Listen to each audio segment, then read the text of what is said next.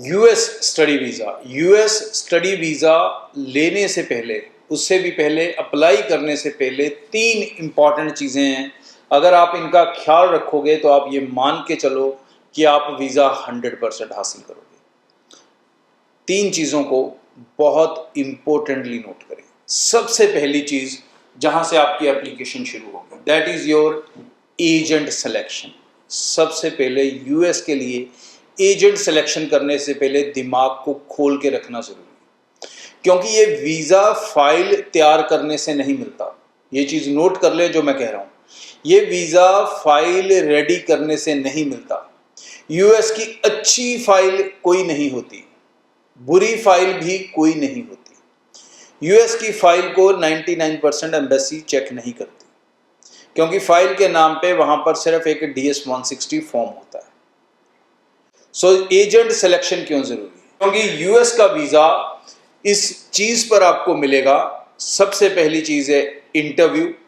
तो मतलब वो एजेंट सेलेक्ट करना ज़रूरी है जिसका यूएस में एक्सपीरियंस हो अच्छा खासा, जिसको पता हो इंटरव्यूज़ कैसे होते हैं, किस प्रोसेस से इंटरव्यू होते हैं, किस इंटेंशन से वो इंटरव्यू लेते हैं वीज़ा ऑफिसर, सो दैट वो आपको उतने बेहतर तरीके से तैयार कर पाए। और इस इंटरव्यू को तोड़ने के लिए जो चीज़ें चाहिए वो आपको उनके लिए अच्छे से स्ट्रांगली गाइड कर पाए। इसलिए अच्छा agent selection is the first priority. Second important चीज़, चाहे अब आपके पास एजेंट है चाहे नहीं है, वो आपका केस है। सेकंड इंपॉर्टेंट चीज़ यहाँ पर यूनिवर्सिटी और कोर्स सिलेक्शंस, ये बहुत अच्छे से करने होंगे, क्योंकि इंटरव्यू में सबसे ज़्यादा अगर क्वेश्चन पूछे जाते हैं वो आपकी यूनिवर्सिटी कॉलेज की सिलेक्शन और आपके कोर्स के सिलेक्शन को लेके पूछे जाते हैं।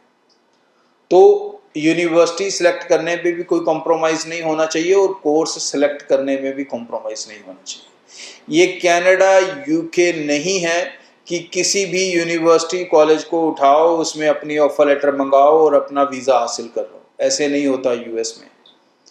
सो अगर आप ऐसे कॉलेजेस यूनिवर्सिटीज़ में अप्लाई करेंगे जिनकी रेपुटेशन अच्छी नहीं है वीज़ा ऑफिसर के आगे, तो वीज़ा मिलने का सवाल ही पैदा नहीं होता, चाहे आप 10 करोड़ के मालिक हो।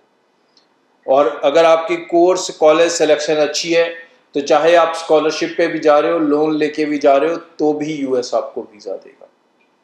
तो ये फर्स्ट प्रायोरिटी है जिसका आपको ध्यान रखना है। ओवरऑल सेकंड, फर्स्ट वाली एजेंट थी।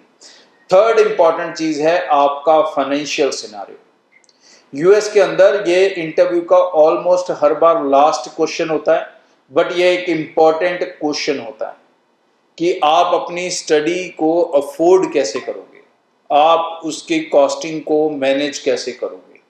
तो फाइनेंशियल सेविंग्स इसका सिर्फ ओनली सोल्यूशन नहीं है। ये नहीं है कि अकाउंट में 30 लाख दिखाने, कॉलेज ने बोला था, यूनी ने बोला था I-20 में, तो हमने उतने डाल दिए। इसके अलावा आपका फैमिली सिनारियो कैसा है, क्या इनकम का अर्निंग हैंड है, कितनी इनकम आती है, ये चीज़ें भी अफेक्ट करेंगी। क्योंकि आप जिस स्टडी के लिए जा रहे हो वो स्टडी कम से कम भी 2 साल की होगी अगर मास्टर्स की है, ग्रेजुएशन है तो 3 से 4 साल की हो सकती है, और फंड्स जो आप दिखा रहे हो वो सिर्फ 1 साल के लिए है। तो अगले 2 साल की भी एक खर्चा आने वाला है। तो उस खर्चे को लेके कैसे आपकी फैमिली प्रिपेयर्ड है, उस चीज़ के बारे में भी आपको नॉलेज होनी चाहिए। तो यहाँ पर फाइनेंशियल प्रेपरेशन आपकी बहुत स्ट्रॉन्ग होनी चाहिए। अगर ये 3 चीज़ों के ऊपर आप या आपका कंसल्टेंट अच्छे से काम कर पाते हैं तो आप यूएस का वीज़ा 100% हासिल कर सकेंगे।